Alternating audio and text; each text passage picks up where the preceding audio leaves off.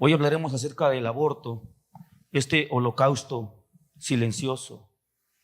Fíjate, hermanos, que durante la Segunda Guerra Mundial, que se desarrolló del 1939 a 1945, fueron 6 años de esta guerra, que según los sociólogos, el conjunto de los 30 años que duraron la Primera y la Segunda Guerra Mundial, según los sociólogos, dicen que fue en esta época en que la humanidad perdió su inocencia, en que la humanidad dejó de ser esta humanidad idealista, esta humanidad soñadora, en el que las odas de los caballeros, de las cruzadas, de las princesas, cesaron y se toparon con la realidad y lo cruento que es el corazón del hombre, siempre deseoso y con un espíritu y una sed de sangre insaciable.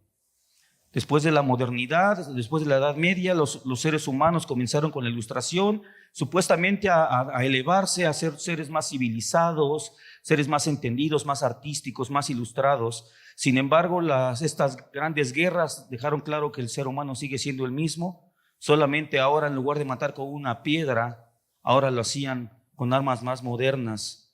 Durante este periodo de guerra, en la Segunda Guerra Mundial, estos 6 años, se dio el llamado Holocausto nazi. Si tú recuerdas, fue esta ideología nacional socialista, que es lo que le da nombre, lo que significa la palabra nazi, el Partido Nacional Socialista, comenzó con esta ideología de poner en categorías a los diferentes seres humanos y tomaron como su objetivo, entre varios otros, al pueblo judío, poniéndolos en una categoría aparte, deshumanizándoles, diciendo que no eran totalmente hombres o seres humanos. En aquella ocasión, los historiadores estiman que se perdieron alrededor de entre 10 y 11 millones de vidas humanas, solamente en el holocausto nazi, no en toda la guerra. Estamos hablando de aquellos que de alguna manera fueron sacrificados como inocentes, porque hubieron bajas en el frente, hubieron bajas en las trincheras, pero digamos eran condiciones de guerra y un militar a eso se expone. Estamos hablando de 10 a 11 millones de personas que no estaban dentro de las filas de los ejércitos, sino que fueron tomadas por la fuerza y como inocentes fueron sacrificados. En estos 11 millones estaban incluidos 6 millones de judíos, muchos de los cuales eran niños. Es increíble ver que no se tuvo compasión de los más pequeños, porque la intención de esta masacre era acabar con la vida. En ese momento, con la vida de los judíos, de los homosexuales, de los gitanos, de negros, en fin, de distintas personas. No nos podemos, o es interesante hacernos la pregunta, mis hermanos, ante esta luz de cuántas personas y cuántas vidas se perdieron, podemos preguntarnos cómo serían hoy o cómo hubieran sido las vidas de estos millones de personas. ¿Qué hubiera sucedido con aquellos niños que fueron sacrificados desde pequeños en las cámaras de gas o incluso con balas o con otros métodos? ¿De qué se perdió la humanidad? ¿Cuántos avances, cuántos artistas, cuántos ministros se perdieron en esa masacre? ¿Cuál sería la justificación que hoy como civilización podríamos dar ante estos hechos espantosos? ¿Cómo podríamos justificar que en algún momento de nuestra historia se tuvo una ideología en la cual se pensaba que un cierto sector de seres humanos no valían la pena como para que siguieran vivos? En este contexto ideológico, los nazis, la ideología nazi, comenzó a masacrar también a personas discapacitadas con el argumento de una falsa piedad, de una falsa misericordia, diciendo que no era vida la que un discapacitado podía tener, y millones de ellos también fueron asesinados. ¿Cuál sería la justificación que podríamos dar nosotros ante esta conducta?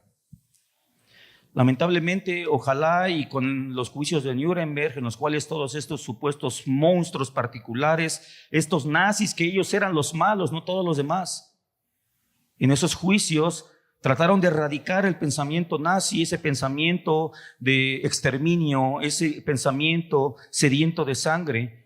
Sería fabuloso poder decir que esto se consiguió y que con esas ejecuciones se alcanzó esta limpieza en la raza humana, pero no es así. Porque este apetito que está en el corazón del hombre es algo que está en el corazón del hombre, no en colores, no en banderas, no en regiones. Fíjate que en el año 2005, solamente en Estados Unidos y en Canadá se realizaron cerca de 1.5 millones de abortos.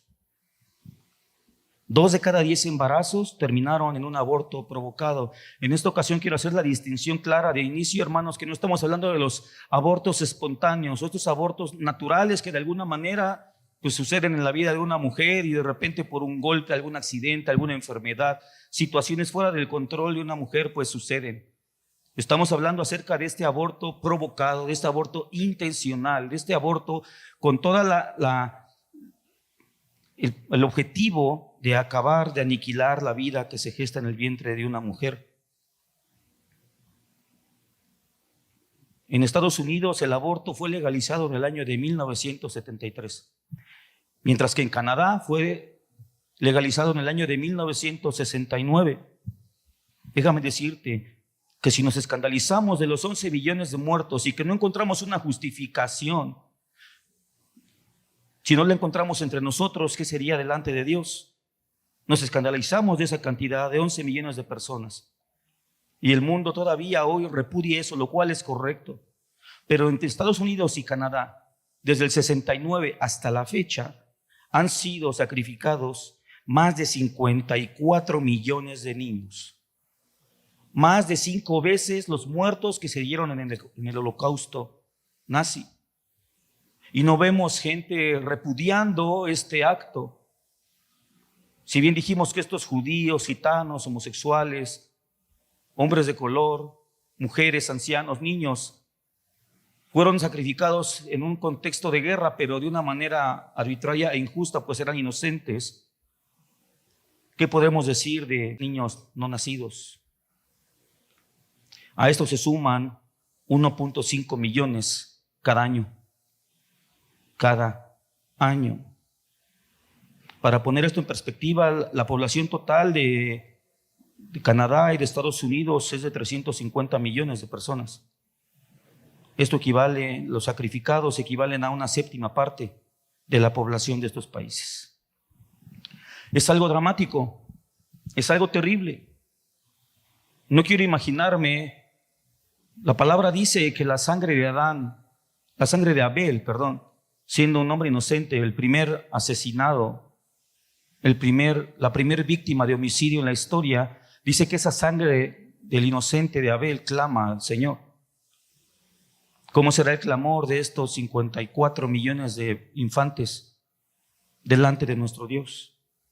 El tema del aborto es un tema que hoy se ha vuelto muy controversial, lo cual él ya nos dice algo en sí mismo, hermanos, porque ¿en qué sociedad, en qué mente el asesinar a bebés en el vientre de su madre podría ser un motivo de discusión de que si es bueno o es malo? Lamentablemente en nuestra sociedad moderna hoy no solamente nos escandalizamos con el aborto, con este homicidio sistemático, con este holocausto silencioso, buscando destruir un cierto sector de la población, que sigue siendo un tema de alta injusticia.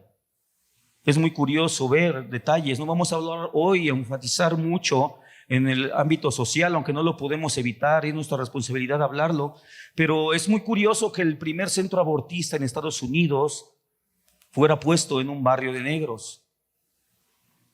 Es muy curioso. Buscando acabar con lo que en ese momento se consideraba la plaga negra. Vamos a ver, hermanos, en esta primera parte de la exposición algunos argumentos que los abortistas tienen para defender o tratar de anclar o de afirmar su punto de vista. No perderemos el tiempo, hermanos, con este falso argumento, o este mito, o esta idea absurda. No vamos a perder el tiempo en discutir de cuándo comienza la vida humana. No vamos a perder el tiempo. Como cristianos sabemos que la vida comienza en la concepción. Lo sabemos. Y añadido a esto, la embriología más moderna, las ciencias médicas, está más que comprobado que la vida comienza en la concepción. Te invito a que tú hagas un análisis, una investigación. No tienes que ir a la Biblioteca México, puedes hacerlo a través de Google y ponerte a investigar fuentes serias acerca de esto, porque muchos de los abortistas apuestan a la ignorancia de los demás en estos temas para fijar sus ideas. No vamos a perder con eso el tiempo hablando de que si el feto, el embrión está vivo o no. Por supuesto que está vivo, crece, se desarrolla, hay impulsos eléctricos ya ahí. Entonces no vamos a entrar en ese punto para optimizar el tiempo para la exposición y poder llevar a término lo que queremos hoy decir. Primero vamos a ver uno de los argumentos. El primer argumento que ellos usan, ya no nos metamos en si está vivo o no. Un primer argumento es que dicen que el feto no es una vida humana.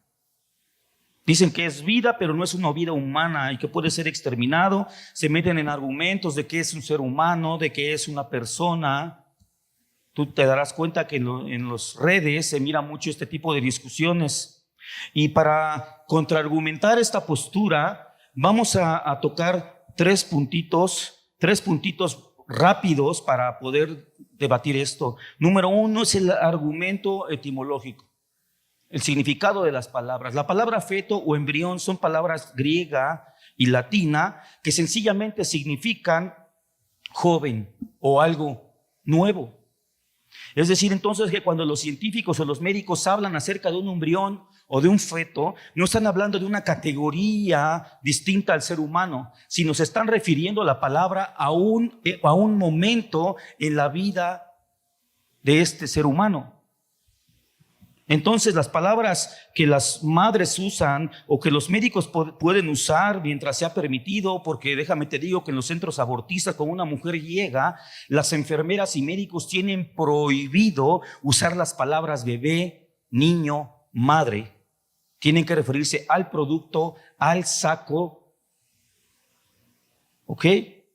Pero estas palabras podrían usarse también con las palabras infante, niño, adolescente, adulto, anciano. Son parte de la misma línea de vida del ser humano. Es correcto que una mamá hable del feto o del embrión como palabras técnicas, como bebé, como mi hijo. Es correcto. Otro argumento o contraargumento ante este pensamiento es el argumento genético. El bebé desde el momento de su concepción tiene un código genético individual, particular, totalmente distinto al de la madre. No comparten el mismo código genético. Incluso también el tipo de sangre, el tipo sanguíneo es distinto. Puede coincidir.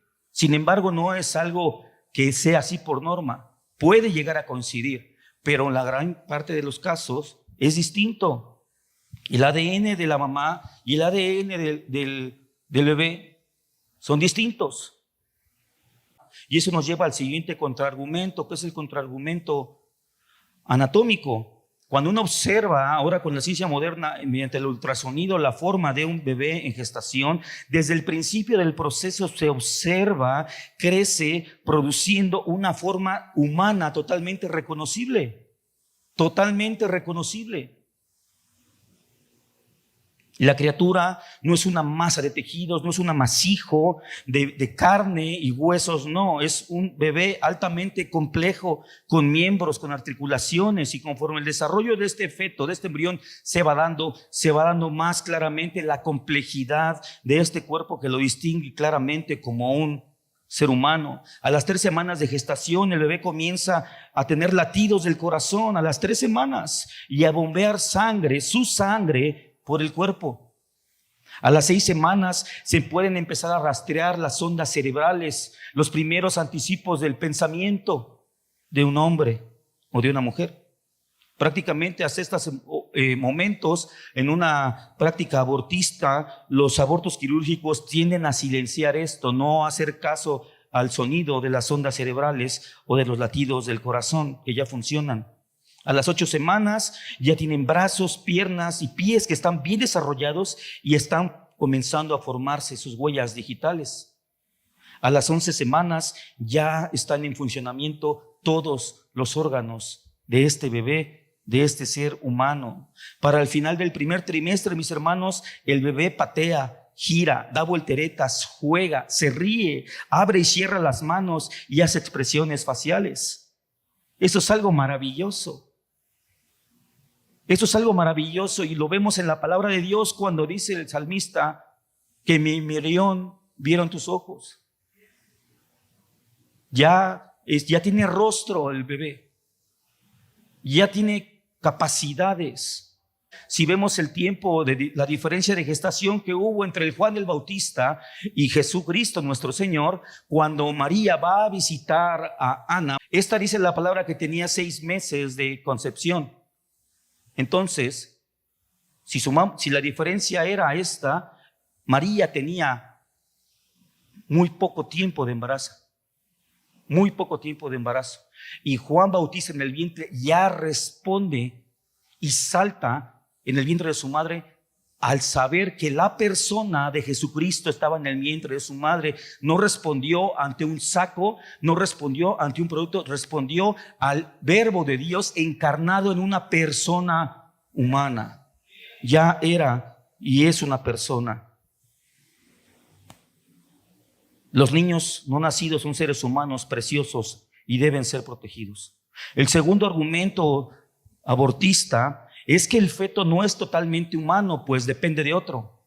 Este argumento de la dependencia, hermanos, es un argumento que tiene implicaciones horrorosas, hermano. Porque ¿tenemos nosotros el derecho a asesinar a todas las personas que dependen de alguien o de algo? Porque alguien dependa de ciertas condiciones o de algunas personas, ¿tenemos nosotros los seres humanos, los adultos, tenemos el derecho a asesinarlos? Que hay de las personas que están sujetas a un respirador artificial, de los que usan marcapasos, de los que usan una silla de ruedas, que hay de las prótesis, que hay de los, te pongo este escenario, 2 bebés, 2 madres embarazadas, uno lleva su embarazo, llega a término y una tiene un bebé prematuro que debe ser puesto en una incubadora. ¿Cómo tomaríamos nosotros que la madre de este bebé prematuro entrara a la sala con una navaja y quisiera despedazar a su hijo, puesto que depende de una máquina? Esto sería algo espantoso y esta mujer sería llamada asesina. Pues tal es el caso de aquellos que piensan que porque un ser humano depende de otro, no merece vivir. Por supuesto que merece vivir. Un tercer argumento es esta famosa frase: mi cuerpo, mi decisión. ¿La has oído? En este argumento de la soberanía o de la capacidad de decisión sobre el propio cuerpo se toman muchos excesos y debo marcar algo. Yo estoy de acuerdo en que la mujer tiene poder de decisión sobre su cuerpo. Por supuesto que sí, cada persona tiene poder de decisión sobre su cuerpo, pero hay límites. Hay límites. Yo no puedo decir, este es mi cuerpo, este es mi puño, y con mi puño yo hago lo que yo quiero y me bajo y golpeo a la primera persona que yo tenga enfrente, porque es mi cuerpo y mi decisión es darle un puñetazo en el rostro a alguien. Esto no es correcto. Ahora, con toda decisión también creo que todos tenemos una responsabilidad. Lo primero que debemos decir es que el bebé no es parte del cuerpo de la madre. Si esto fuera así, debemos preguntar, ¿qué órgano es el bebé? ¿Cuándo late el corazón del niño? ¿O de quién es el corazón que late? ¿Cuántos corazones se escuchan? ¿Puede haber un ser humano con 2 corazones? ¿De quién es el cerebro del cual se detectan las ondas cerebrales? ¿Un ser humano puede tener 2 cerebros? ¿Ese es un ser humano? ¿Es solo una persona? Este argumento de que el bebé es parte del cuerpo de la mujer va en contra de toda lógica. Pensar esto es como si, por ejemplo, yo tuviese un avión o alguien tuviera un avión e invita a una persona a hacer un viaje a Europa y dice, ven, ¿no? O vamos a ponerlo un poquito más dramático. Tú tomas tu avión y vas en viaje y te das cuenta que tienes un polizón a bordo. Te das cuenta que tienes a alguien que se metió cuando tú no sabías, ¿no? Y es ya cuando volteas a estar dentro del avión y van sobre el Atlántico. Y de repente a ti se te ocurre ejercer el derecho de soberanía sobre tu propiedad y decides expulsar a esta persona del avión porque es tu avión. Eso sería un homicidio. Lo mismo es un aborto. Lo mismo es un aborto. El ser humano que está en gestación no es tu cuerpo, es otra persona que de manera temporal está habitando tu cuerpo. El bebé habita temporalmente el cuerpo de la madre, pero es otra persona. Es responsabilidad del fuerte proteger al débil. Esto ha sido así por siempre. Y es especialmente responsabilidad de una madre proteger a su hijo. Amén. Aquí el debate, hermanos, sobre el aborto, que dicen es que no me vas a forzar a ser madre. No, es que el debate no es ese. Porque una persona cuando está embarazada ya es madre. No va a ser madre, ya es madre. El tema es aquí si va a ser madre de un niño vivo o de un niño asesinado, de un niño completo o de un niño despedazado por los fríos forceps en un quirófano. Un cuarto argumento de la agenda abortista es que dicen que la sexualidad y el aborto es un tema privado, que nadie se debe meter en cómo yo decido vivir mi sexualidad.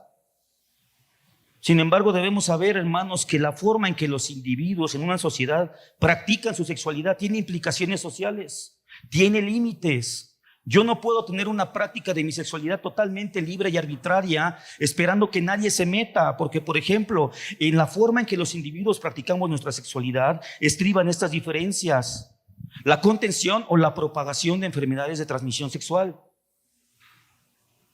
En la forma en que vivimos una sexualidad también estriba la diferencia entre un trato digno y responsable hacia una mujer o las violaciones tumultuarias que se realizan en ciertas sociedades donde la sexualidad es totalmente libre y sin ningún tipo de restricción. El cómo practica una su sexualidad en lo privado puede repercutir en cómo cuidamos a los niños o cómo se practican abusos sexuales hacia los infantes.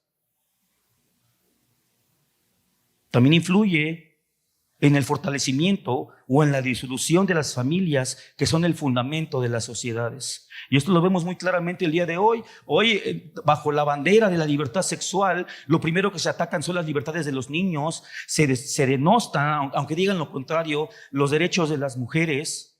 Hoy vemos que les están imponiendo combatir contra hombres genéticamente, hombres, biológicamente hombres, en deportes donde están siendo humilladas, están siendo desplazadas las mujeres, pero a nadie le importa. Y también vemos el ataque a la familia. Por lo tanto, hermanos, la sociedad tiene un interés apremiante en resguardar la dignidad del matrimonio, de la mujer y del niño con respecto al sexo y la reproducción. Alguien podría decir, es que yo creía que mi sexualidad es dentro de mi recámara y nadie se puede meter. Bueno, depende, porque si hay una causa razonable para creer que se está cometiendo un delito o un asesinato, la sociedad debe intervenir. La habitación de cada uno donde practique su sexualidad no es un espacio alegal, hermanos. No es un espacio donde la ley no tenga peso ni vigencia. Debemos tener eso claro. Si no fuera así, hermanos, entonces las violaciones a las esposas estarían amparadas por la ley. Si entonces mi habitación es un espacio legal donde yo puedo hacer lo que yo quiera, eso sería un terrible espacio, porque entonces el hombre o la mujer podría hacer lo que se le viniera en gana con la otra persona y nadie tendría por qué decir nada. Si esto fuera así, mis hermanos, si esto fuera así, Dios no hubiera regulado la sexualidad de su pueblo. Dios ha regulado la vida sexual de su pueblo. Un quinto argumento es que dicen que el aborto legal es un tema de salud. Dicen que el aborto legal reducirá la muerte materna, pero ¿sabes algo? Debemos primero decir algo: el aborto seguro no existe. El aborto seguro no existe. Hace unos años en Argentina se vio muy sonado un caso de una activista feminista que por paquetes son pro aborto, en la cual ella murió practicándose un aborto seguro y legal con misoprostol, con una pastilla. Practicando su aborto seguro, ya legal en Argentina, murió al practicárselo. No existe un aborto seguro, ya sea el aborto por químicos, como es el uso de las pastillas, o a través de una intervención quirúrgica donde solamente con rozar una de las paredes uterinas de una mujer puede provocarse una hemorragia que le cause la muerte. No existe un aborto seguro, número uno. Número dos, es claro que los abortos aumentan en donde se legaliza. Y esto multiplica las posibilidades de muerte materna en abortos. No es un tema de salud, ¿Cómo va a ser un tema de salud donde entran 2 vivos a una habitación y sale solo uno? ¿Cómo va a ser un tema de salud donde 2 personas entran a una habitación y a uno lo parten en pedazos? Eso es un sacrificio. Eso es un homicidio, no es un tema de salud. Un sexto argumento que ocupan es un argumento moral, dicen ellos, y dicen que es mejor que no nazca un no deseado. Que a qué traemos a la vida a un ser humano que no ha sido deseado. Número 1, debemos decir que dar a un ser humano de poder determinar la vida futura de otro individuo basado en lo que se desea es muy peligroso. ¿Acaso tenemos el derecho a dar muerte a alguien basándonos en si lo deseamos o no? Lo mismo pasó con el genocidio de los judíos. Eran indeseables. Los judíos eran seres humanos indeseables en su cultura, en sus sociedades. ¿Eso les daba el derecho? No. Segundo, ¿será que un niño no deseado jamás llega a ser amado? Porque son cosas diferentes, hermanos. ¿Será que un niño no deseado jamás será un niño amado? Muchas madres no deseaban el embarazo, pero aman a sus hijos. Aman a sus hijos. Decir que el niño no deseado ahora por su madre significa que nunca será amado. Es un error, es un engaño del diablo. Es un engaño del diablo. Que tú no desees algo hoy no significa que no puedas llegar a apreciar y a valorar la bendición que es una vida. Un tercer punto. ¿Te imaginas qué aplicaciones podría tener contra un niño indeseado o no deseado ya vivo? Como practicaban la cultura griega, que cuando un niño nacía y no era lo mejor que podíamos considerar, lo subían a un monte y lo abandonaban ahí para que muriese.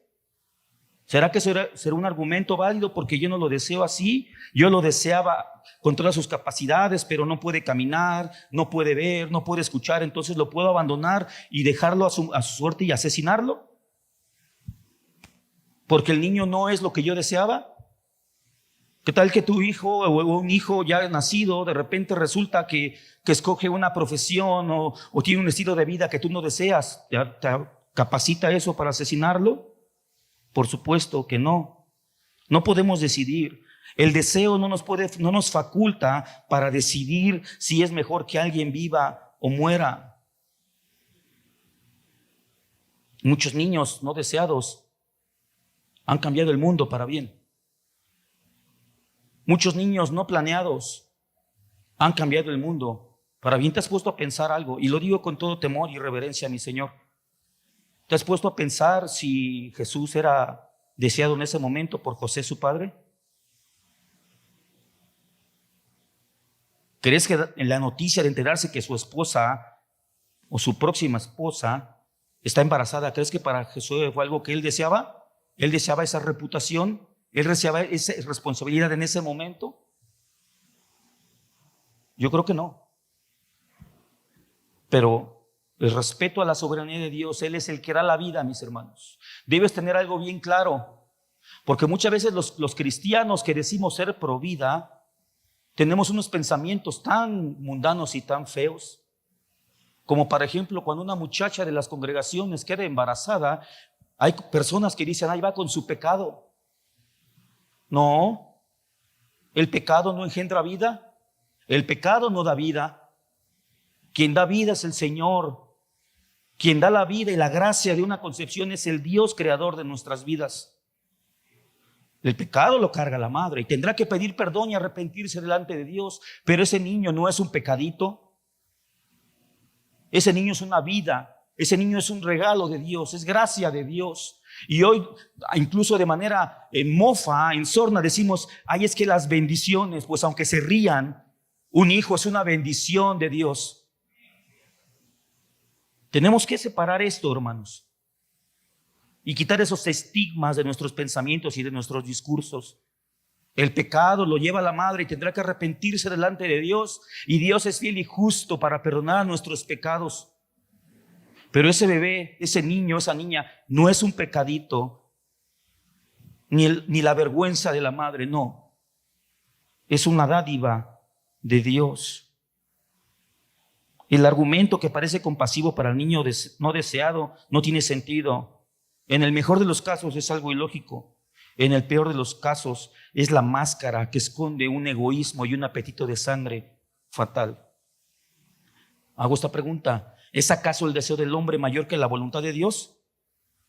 ¿Es acaso el deseo del hombre más grande y con más autoridad que la voluntad de Dios? ¿Recibiremos de Dios solamente lo deseado y no lo que no deseamos? ¿Recibiremos de Dios solamente lo que nosotros planeamos?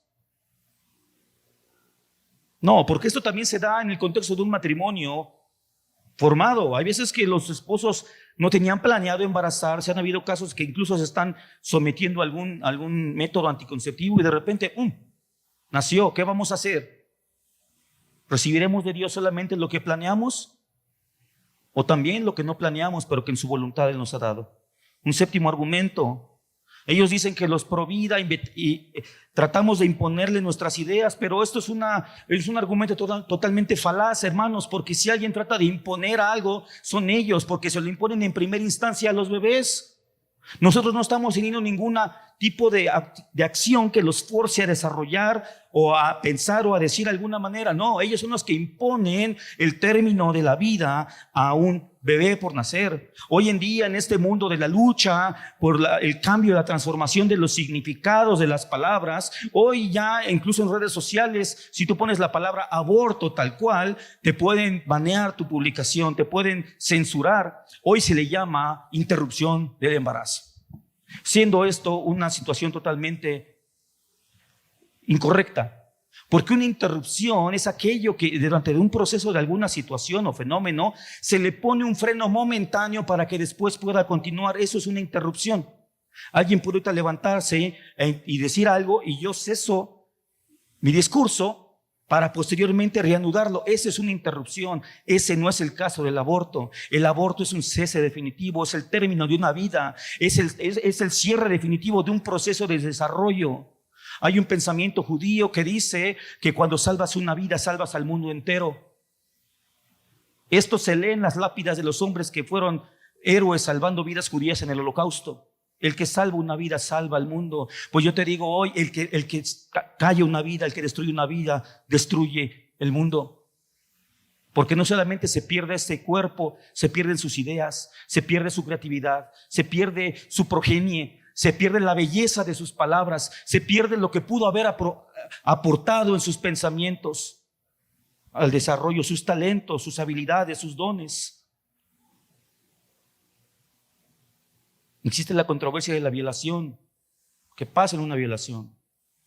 No tenemos el tiempo para desarrollarlo todo esto. La Biblia pena la violación. Y yo creo que el peso de la ley debe caer sobre un violador. Todo el peso de la ley debe caer sobre un violador. Pero debemos decir lo siguiente: número uno, el aborto no desviola. Ya sucedió. Es lamentable, es triste, pero no va a cambiar con un aborto. Un aborto no evita la maternidad, ya es madre. Solamente veremos si es una madre de un niño muerto. El aborto en términos de violación castiga al inocente, no al culpable. Después de examinar algunos argumentos básicos pro aborto, podemos honestamente llegar a la conclusión racional basada en la ética, en la lógica. Hasta aquí vamos en ese espectro de lo ético, de lo racional, de lo lógico. ¿Crees que el aborto debería ser legal?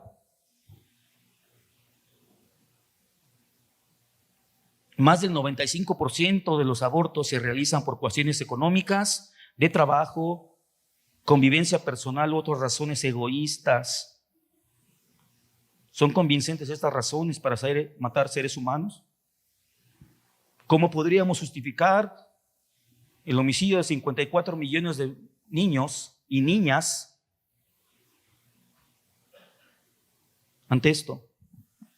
Isaías 8:20 nos da un parámetro de cómo debemos juzgar muchas cosas y dice así: a la ley y al testimonio, si no difieren conforme a esto, es porque no les ha amanecido. Nosotros, para ver la luz y poder escudriñar, hermano, estas marañas de mentiras y de falsos argumentos, de falsa llamada verdad, tenemos que ir a la ley, que es la palabra de Dios, y al testimonio de su Espíritu Santo. Ahora vamos a ver algunas declaraciones que la palabra de Dios nos da para poder dar luz a este tema tan oscuro y también sondeado a veces por la iglesia. Número 1, la primera declaración que vamos a ver es que Dios creó la humanidad conforme a su imagen. La mayoría de las personas, hermanos, sabemos que los seres humanos estamos por encima, estamos en un nivel más alto que los animales comunes, que todos los animales. Hoy en día en este mundo de la locura ya hay mujeres que están reivindicando el feminismo especista o el feminismo animal, en el que ellas dicen que las vacas, por ejemplo, son mujeres también, que las gallinas también son mujeres. En esta involución de la imagen de Dios queriéndose volver animales, hay personas que reivindican ese tipo de pensamientos. Sin embargo, nosotros leemos en Génesis 1:27 que el Señor nos creó conforme a su imagen, al hombre y a la mujer. Cualquiera que fuera su edad, tiene un valor especial por encima de las aves y las bestias, porque son la creación más especial de Dios sobre la tierra. Yo nunca he visto el entierro de una vaca. Yo nunca he visto que sepulten a un perro como sepultan a un hijo, porque no son lo mismo. No son lo mismo. No existen los perrijos, hermanas, ni los gatijos. Sácate esa idea de la mente. Un ser humano no puede tener por animales hijos. Pueden ser tus mascotas y tratarlas con amor, con compasión, con responsabilidad, sí, con amor, sí, pero jamás serán un hijo. Debemos valorar a los seres humanos no solamente por ser útiles, hermano, no por sus capacidades, no verlos como fuerza de trabajo solamente. Son la imagen de Dios. Cada ser humano es la imagen de Dios en la tierra. Representan la gloria de Dios de una manera única, especial y particular que Dios puso en la mente y el corazón del ser humano para reflejarse en su creación. Esa es la primera distinción. En segundo lugar, la Biblia declara a Dios como rey y soberano. Él gobierna la vida y la muerte, pero también gobierna las capacidades y las discapacidades del ser humano. El Salmo 95, versículos del 3 al 5 dice: porque Jehová es Dios grande y Rey grande sobre todos los dioses, porque en su mano están las profundidades de la tierra y las alturas de los montes son suyas. Suyo también el mar, pues él lo hizo y sus manos formaron la tierra seca. La ley de Jehová es sobre toda ley humana. Hoy muchos fundamentan su argumento es que es legal. Hermanos, no todo lo que es legal es justo. Tienes que distinguir eso. No todo lo legal es justo. Hubo un tiempo en la sociedad, era legal matar a tu esclavo, y pero eso sería justo. No, es un pecado y esos hombres van a pagar delante de Dios. Daniel 4:35 nos deja ver que solo Dios tiene el derecho soberano de hacer su voluntad sobre las personas.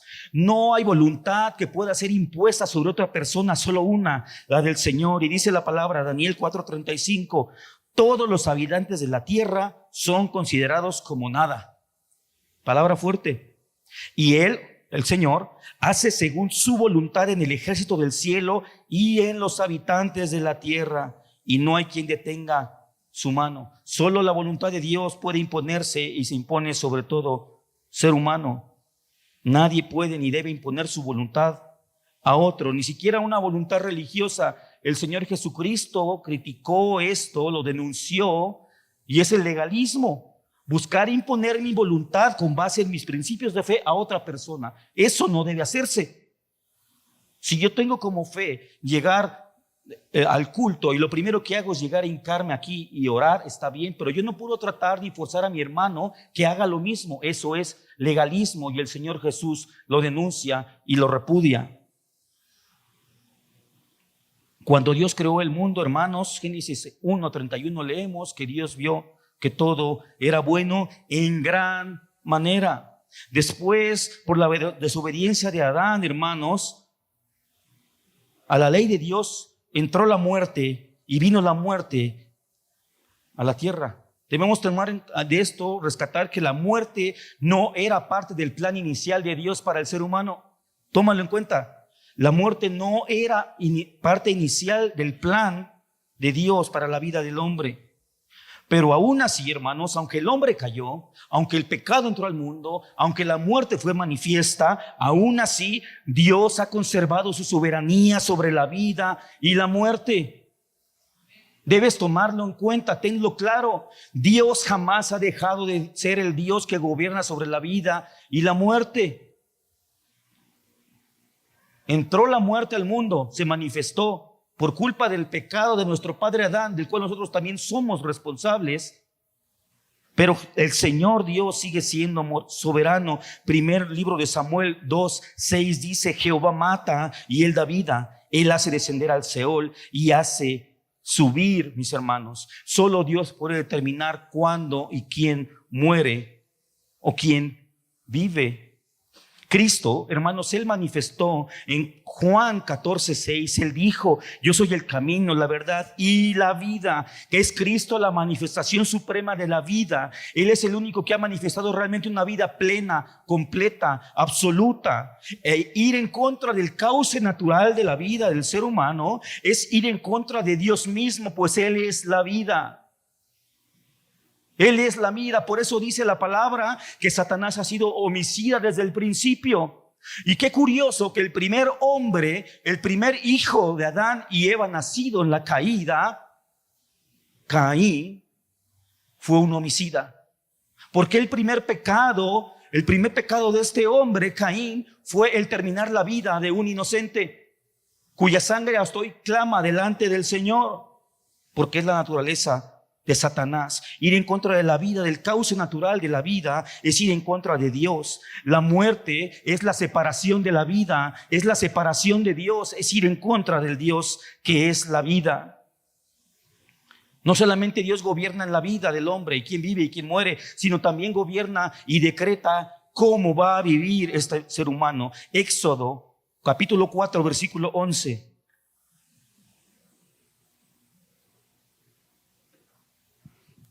Éxodo capítulo 4, versículo 11 dice: y Jehová respondió: ¿quién dio la boca al hombre? Ahí nos habla de quién dio las capacidades. Dios nos ha dado la capacidad de hablar en este caso. Y después dice: ¿o quién hizo al mudo y al sordo, al que ve y al ciego? ¿No soy yo Jehová?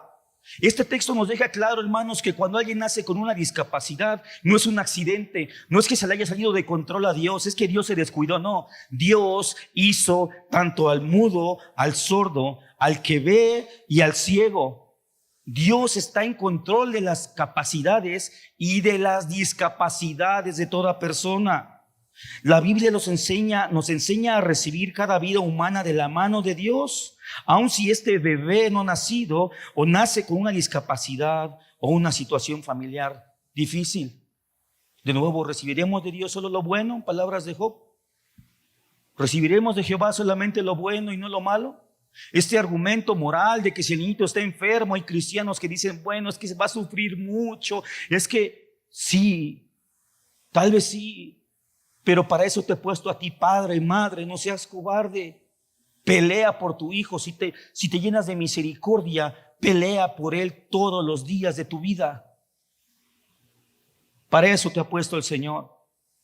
Dios tiene maravillosas, hermano, maravillosas maneras de sacar algo bueno de lo malo. Esto se puede aplicar a los casos de la violación. Génesis 50:20, cuando José está delante de sus hermanos, él fue vendido, sufrió una violencia terrible. ¿Y él qué dijo? Vosotros pensasteis mal contra mí, mas Dios lo encaminó a bien para hacer lo que vemos hoy, para mantener en vida a mucho pueblo. Lo que parecía ser una desgracia, el Señor lo volvió en algo que fructificó, que dio vida, que dio bendición. Debemos doblegarnos ante su autoridad como Rey del universo. y no tratar de jugar a ser Dios con la vida de otras personas. Nosotros no tenemos esa facultad.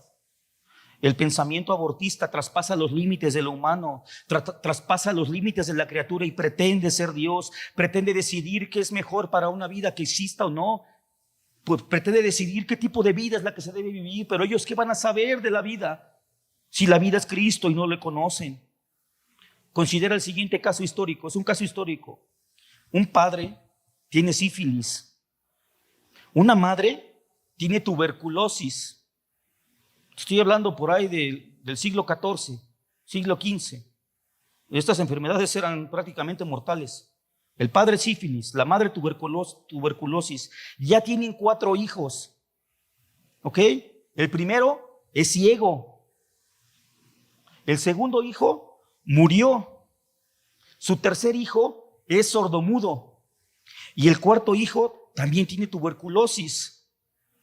¿Y qué crees? De repente la mamá queda embarazada de su 5.º hijo. ¿Qué dirías? No, que mejor lo aborte porque ve el historial. ¿Quién lo va a cuidar? Los padres están enfermos. ¿Quién lo va a curar? ¿Quién lo va a cuidar? ¿Tú autorizarías, dentro de tu opinión, un aborto? ¿Serías humano o serías un insensible fundamentalista cristiano radical? Si tú hubieras autorizado ese aborto, entonces hubieras matado a Ludwig van Beethoven.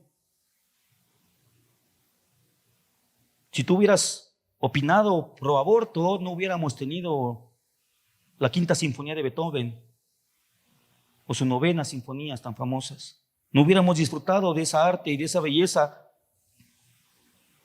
de las piezas de este hombre. Jugar a ser Dios con las vidas humanas produce resultados trágicos. La tercera declaración que nos da la palabra de Dios es que Dios prohíbe derramar sangre y hace un especial énfasis en la sangre inocente. Génesis 9:6 dice: el que derramare sangre de hombre, habla del género humano, no autoriza matar mujeres. Aquí se usa la palabra hombre genérica para el ser humano. El que derramare sangre de hombre, por el hombre su sangre será derramada. Fíjate, qué fuerte, porque aquí la Biblia autoriza la pena de muerte. Ese es otro debate, es un tema complicado, pero aquí la Biblia lo autoriza, porque a imagen de Dios es hecho al hombre. ¿Cuál es la causal de que un hombre que mata debe ser muerto? Que el hombre está hecho a la imagen de Dios. No es un sentimentalismo, no son cuestiones sociales solamente, que también están implícitas o están implicadas en este debate, pero la razón que el Señor da es que es imagen de Dios. El 6.º mandamiento nos dice: no matarás, lo cual en su contexto, hermanos, porque muchos incluso ateos o detractores del evangelio ocupan este texto sacado de su contexto y de su contexto inmediato y de su contexto teológico de toda la Biblia para decir, bueno, ¿cómo Dios dice no mates y después manda a David a matar hombres, mujeres y niños? ¿Por qué Dios hace eso? ¿O por qué manda a exterminar a los soldados? ¿Por qué manda a hacer esto? No. Aquí, en el contexto de Éxodo 20, versículo 13, nos está hablando de que nos tiene prohibido quitar la vida de una persona inocente.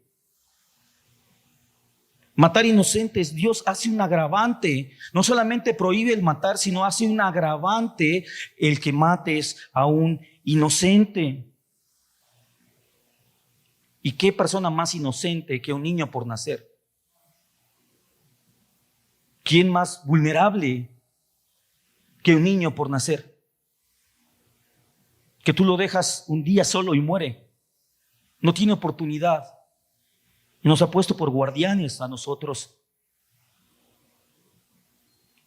La cuarta declaración que vamos a ver es que Dios es quien define la persona que será el niño no nacido. No son sus circunstancias de nacimiento, no son las condiciones intelectuales o emocionales o económicas o sociales de sus padres. Es Dios quien en su decreto tiene determinado qué clase de persona será este niño por nacer. Dios forma personalmente a cada niño. Job dijo en el 33:4 del libro de Job: el Espíritu de Dios me hizo y el soplo del Omnipotente me dio vida. David se regocijó y dijo en el Salmo 139 del 13 al 14: porque tú me hiciste en el vientre de mi madre, te alabaré, porque formidables Maravillosas son tus obras y mi alma lo sabe muy bien. Lo que Dios está formando en la matriz de una mujer es una persona que tiene un alma, Nosotros somos creyentes del Señor. Nosotros creemos en la eternidad. Nosotros creemos en la continuidad del espíritu humano. Y eso lo hace doblemente grave para nosotros, porque no se termina con un cuerpo solamente, sino ¿qué pasa con esa alma? ¿Qué pasa con ese espíritu? ¿Qué pasa con el plan de Dios para ese ser espiritual? Dios también confiesa en el David también confiesa en el Salmo 51:5, he aquí, en maldad he sido formado y en pecado me concibió mi madre. Pero Dios no depende de las circunstancias de nuestra concepción y de nuestro nacimiento para hacer su voluntad. Él puede hacer su voluntad de luz, de bienestar, de bendición a su iglesia y al mundo, pese a las condiciones en que un hombre nace. Toma en cuenta esto, los animales, los objetos no pueden pecar, ¿ok? No tienen ninguna responsabilidad moral. Solo el ser humano puede ser pecador, mis hermanos. Por lo tanto, la triste realidad de que estamos en un estado pecaminoso desde la concepción prueba que la concepción crea a la persona humana. Es decir, si en la condición en que yo fui concebido determina mi personalidad, eso deja claro que la persona nace, se crea y se manifiesta desde la concepción. El aborto es un ataque contra la persona humana, es un homicidio premeditado. Dios, hermanos, en esta quinta declaración, declara su juicio contra los asesinos del no nacido. El Señor tiene una compasión, hermanos, sí, pero tiene una compasión especial por el débil. El Señor instruyó a su pueblo Israel a tener misericordia y compasión del extranjero, de la viuda, del huérfano. Cuando es oprimido por alguien que tiene más poder, Dios amenaza con derramar su ira sobre aquella persona que oprima al desvalido, que oprima al débil.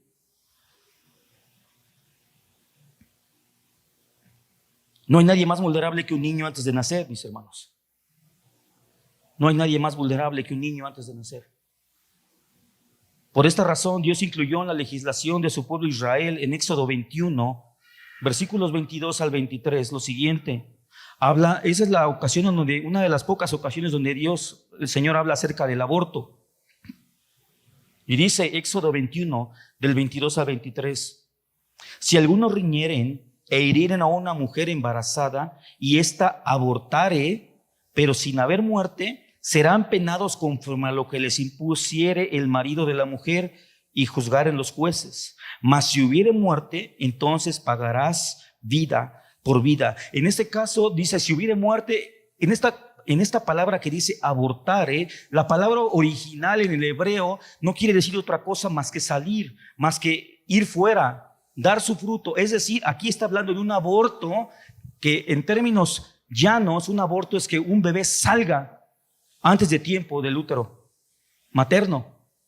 Pero todavía dice aquí, hace una distinción, si este bebé sale por causa de esta contienda, de esa riña a su alrededor, toma en cuenta que esto es un aborto involuntario, accidental. Y aún así el Señor dice, si el bebé no se muere, entonces le van a imponer un castigo a estos hombres, aunque fuera involuntario, lo que impusiera el marido y lo que juzguen los jueces. Pero si hubiere muerte, dice, entonces hay que matarlo. Vida por vida. Y es un aborto accidental. Y el Señor ya está diciendo, vida por vida. Si Dios decretó el castigo por un aborto provocado de manera accidental, ¿cuánto más castigará el aborto intencional? En Amós, profeta Amós, capítulo 1, versículo 13 dice, así ha dicho Jehová, por 3 pecados de los hijos de Amón y por el 4 no revocaré su castigo, porque para ensanchar sus tierras abrieron a las mujeres de Galaad que estaban encinta. Por intenciones de crecimiento social, de crecimiento económico. ¿Cuántos hombres y mujeres no están abortando a sus hijos porque todavía tienen mucha vida profesional que hacer?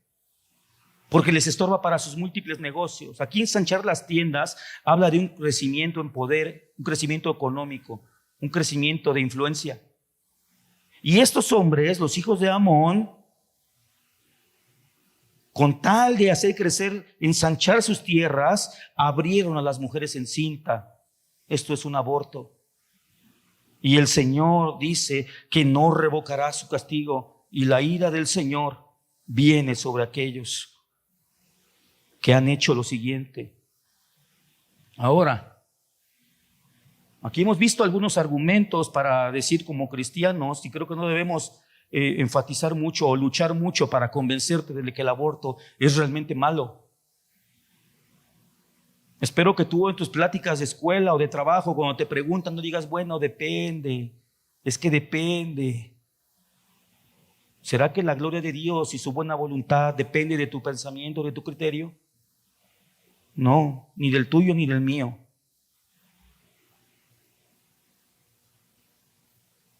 Hemos hablado de la autorización, pero ¿qué pasa con las madres que voluntariamente?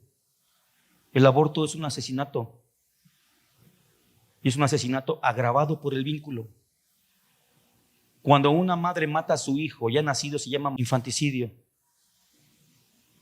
Es un agravante.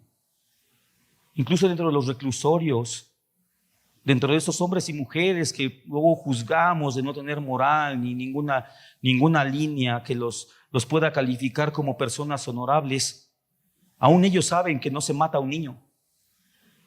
Ellos saben que eso no se hace. Pero ¿por qué entonces todo lo de la sociedad está empecinada en justificar esto?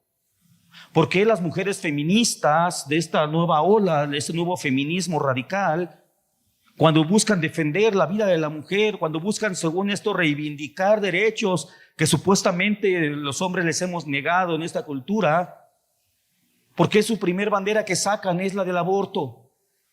¿Qué hambre hay en devorar a los infantes? ¿Qué se mueve detrás de esto? ¿Qué es lo que incita el corazón del hombre al repetir lo que históricamente el Señor ha repudiado y que se ha venido manifestando vez tras vez dentro de la humanidad? ¿Qué pasa con la mujer que voluntariamente aborta, asesina a sus hijos? El pensamiento judío, derivado de las declaraciones bíblicas que ya hemos visto, estuvimos abordando principalmente el Antiguo Testamento, porque es donde el Señor enfatiza y define la ley, que es una revelación de su carácter para que su pueblo camine conforme y en respuesta a la revelación del santo carácter de Dios. Cuando Dios dice no matarás, es porque Él lo que está diciendo es: a mí me interesa la vida, yo aprecio la vida. Cuando el Señor dice no tomarás los bienes de tu prójimo, Él está diciendo: hey, yo aprecio el esfuerzo, yo aprecio el trabajo y el fruto de tus manos. En este contexto de la Torá, el pueblo judío le atribuía una grave culpa a la madre que se practicaba un aborto voluntario. Una grave culpa. Y de esto nos da razón, nos da testimonio el historiador del siglo I, Flavio Josefo, cuando en su enciclopedia judaica escribe lo siguiente. Él fue un hombre que nació por ahí del 40 y murió cercano al 100 después de Cristo. Él estaba vivo cuando se comenzaron a escribir y se empezaron a sentar los primeros textos del Nuevo Testamento. Estuvo muy cercano y él fue testigo de cómo se vivía en esa época. Y dice: la ley ha mandado criar a todos los hijos. La ley está haciendo alusión a la Torá, lo que ya leímos. La ley ha mandado criar todos los hijos y ha prohibido a las mujeres abortar o destruir simiente. Una mujer que haga eso debe ser juzgada como asesina de niños, porque ella ha causado que se pierda un alma y que se disminuya la familia de los hombres. El pensamiento judío era muy radical en esto. Era muy radical. Una asesina, hoy esta opinión de Flavio Josefo sería censurada en las redes, ¿cuál es la palabra que dicen hoy? Sería silenciado cancelado, sería cancelado en todos los medios. Por supuesto, debo decir lo siguiente: que el que nosotros repudiemos este tipo de prácticas no justifica de ninguna manera ni de ningún tipo la venganza personal a los actos de violencia. Esto no nos habilita para realizar violencia contra los que realizan abortos, pero sí nos advierte de que si nuestra nación no protege a los inocentes, hermano, entonces Dios tratará severamente a nuestra nación. Y aquí está el por qué nos preocupamos en exponer estos temas que parecen ser meramente sociales. Dios ha de juzgar nuestra nación por cada vida de inocente sacrificada. Que Dios tenga misericordia de nosotros, de nuestra tierra, mis hermanos. Que Dios tenga misericordia, porque Dios no puede ser burlado. Y la ira del Señor ha de levantarse contra todo aquel que contra un inocente se levanta para matarlo. Y no quedará librado. No habrá uno solo de todos los abortistas de la historia, ninguna enfermera, ningún médico, ningún especialista que sale en la tele justificando esto, ningún activista o activista varón, ninguno quedará impune delante de la justicia del Señor, porque Él conoce a cada pequeño, a cada pequeña que han sido desmembrados, hermano. Ellos saben que está mal. Hace unos años en Argentina hay una mujer, una doctora, la doctora Chinda Brandolino. Búsquela en YouTube. Y ella estuvo haciendo una defensa legal contra la legalización del aborto en su país, Argentina. Y en su argumento se atrevió a llevar a la Cámara de Diputados una pantalla donde sacó imágenes de un aborto. Porque los abortistas tienden a romantizar, como que lo hacen pequeño. Como si fuera nada más, vamos a hacer así y nos llevamos algo. Como si fuera extraerte un quiste. Como si fuera sacarte una piedra del riñón. Y cuando pusieron esas imágenes, ¿sabes cuál era el grito de los abortistas? ¡Paren eso! ¡Paren eso! No querían que se vieran esas imágenes. ¿Por qué? Porque no es lo mismo ver. ¿Por qué cuando tú vas al supermercado y sacan una cabeza de res y le empiezan a partir, no lloras? ¿Por qué cuando sacan un pedazo de pollo en la pollería y lo empiezan a desmembrar en pedazos, no te horrorizas? Porque es un animal y ellos no quieren que vean cómo tratan a esos pequeños que con unas pinzas los despedazan. Hay un video en internet que todavía está por ahí, se llama el grito silencioso, que es una ecografía de un aborto. Si tienes vísceras, te invito a verlo, para que te des cuenta de lo que se está haciendo. En una ecografía se ve como un pequeño se empieza a subir a lo más profundo del útero de su madre y se abre su boca y se mira que grita. Y los forceps entran y le agarran un pie y se lo arrancan, y el siguiente, y la pierna. Hermano, al final toman su cráneo y lo revientan. Esto, hermanos, es para que nos tiráramos al suelo a clamar por nuestra nación.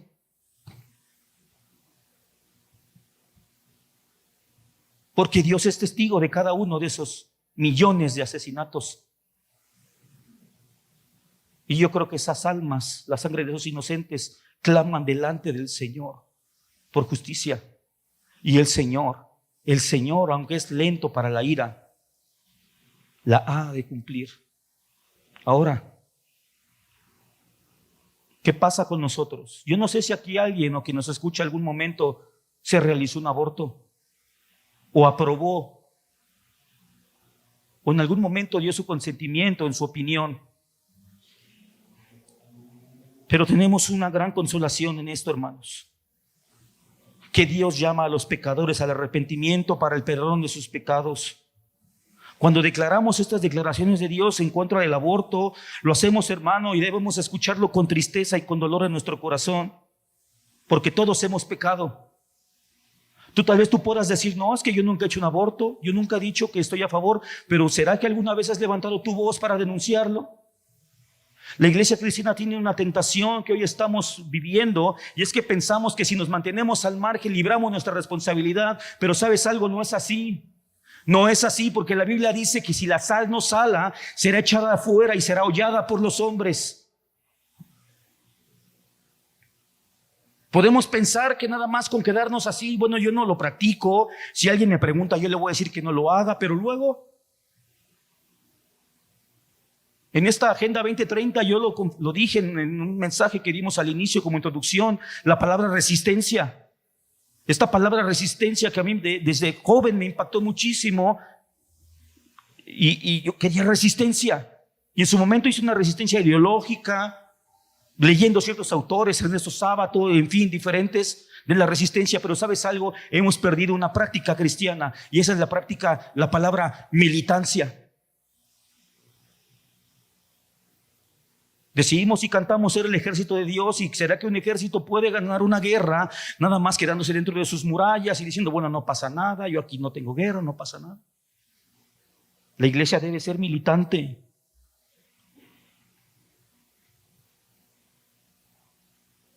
Pero Dios llama al arrepentimiento.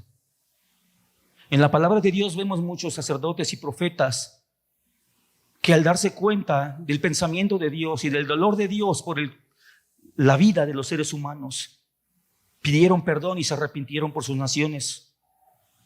Si tú has cometido un aborto, si tú has aprobado algún aborto, con este propósito Dios envió a Cristo a morir por los pecadores. Hechos 5:31 dice, a Cristo Dios ha exaltado con su diestra por príncipe y salvador para dar a Israel arrepentimiento y perdón de pecados. No basta con no llenarnos de información y saber, bueno, sí, el pecado es muy malo, pero ¿qué más? El perdón de los pecados está asociado con el arrepentimiento. En Cristo Jesús hay una promesa de perdón a los que vienen a Él, pero la promesa debe estar asociada con el arrepentimiento. Por eso debemos hablar de estos temas tan difíciles.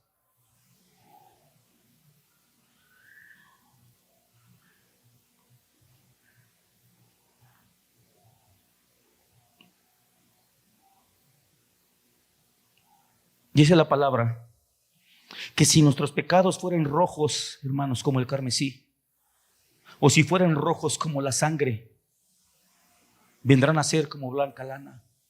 Porque si nos arrepentimos, Dios es fiel y justo para perdonar nuestros pecados. Hoy pongo este escenario tan terrible, tan sangriento. Nuestra nación está bajo juicio, hermanos. Nuestra nación está bajo la ira de Dios. La Biblia revela que cuando el Señor enjuiciaba a una nación, habían formas particulares de hacerlo. Lo hacía mediante invasiones extranjeras. Lo hacía mediante pestes, mediante fenómenos naturales y con malos gobernantes. Nuestra nación está bajo juicio. Este país ha derramado mucha sangre inocente y debemos pedir perdón al Señor. Debemos pedir perdón al Señor. Él es fiel y justo para perdonar nuestros pecados. Si confesamos nuestros pecados, si venimos delante de Él, Él los perdonará. Este tema lo dividí en dos partes. Te invito a que no faltes la próxima semana, porque hoy estoy dando el panorama sobre el aborto y su peso, el dolor que nos debe provocar y el arrepentimiento que debe provocar en nosotros y la súplica que debemos tener delante de Dios para que perdone el pecado de nuestra nación y el nuestro, si es que lo hemos practicado. Y Él es fiel y justo en Cristo Jesús, porque Él padeció en esa cruz incluso por las madres que han abortado. Él sufrió en ese madero y fue clavado como el Hijo de Dios para perdonar incluso a mujeres que han abortado a sus hijos. Pero la próxima semana vamos a hacer, ya pedimos perdón, pero ¿qué vamos a hacer como iglesia? ¿Cuál debe ser nuestro accionar como iglesia? ¿Cómo debe ser una iglesia provida? ¿Cómo debe ser una iglesia que defiende la vida? Porque no nada más es tener una ideología pasiva, inmóvil, yo pienso así, pero no se nota. Que el Señor tenga misericordia de nuestro país, mis hermanos. Y que Dios levante a su iglesia para denunciar, para hablar, para apoyar a las mujeres que están en esas tentaciones, que el enemigo las está acechando. Darles esperanza de que Jesús, que Dios ha prometido ser el padre de los huérfanos y el esposo de las viudas. Nosotros debemos confiar en que Dios es capaz de sostener a madres solteras, a madres que fueron violadas, a madres que fueron abandonadas, y que esos hijos tendrán al mejor padre de todos. Dios da esas garantías, pero si nosotros no lo creemos, entonces nuestro consejo será meramente carnal y humano. Y diremos, sí, mejor abórtalo, porque va a sufrir sin un padre. Pero no es así. Dios ha prometido ser el padre de los huérfanos, el esposo de las mujeres solas. Vengamos en oración al Señor. ¿Quieres tomar unos minutos para interceder por nuestro país? Para orar por mujeres que tal vez están pensando mañana abortar, o en este momento están sentadas ya sea en una clínica o en un abortorio clandestino. El tema no es dónde lo hagan. El mundo dice que debemos dar las condiciones más humanas. ¿Qué condiciones son lo suficientemente humanas para matar a alguien? ¿Bajo qué condiciones podemos justificar el asesinato tan cruel, tan sanguinario, tan ventajoso sobre el inocente? Debemos orar, hermanos, y no ver estos temas tan ligeros, no ver estos temas como son allá afuera, eso es allá afuera, no, porque lo que una generación repudia, la siguiente generación lo abraza. Si tú no defiendes hoy la ideología que está alrededor de tus hijos, es muy probable que si tú no haces tu trabajo, tus hijos o tus nietos estén vendidos a esa ideología. Padre,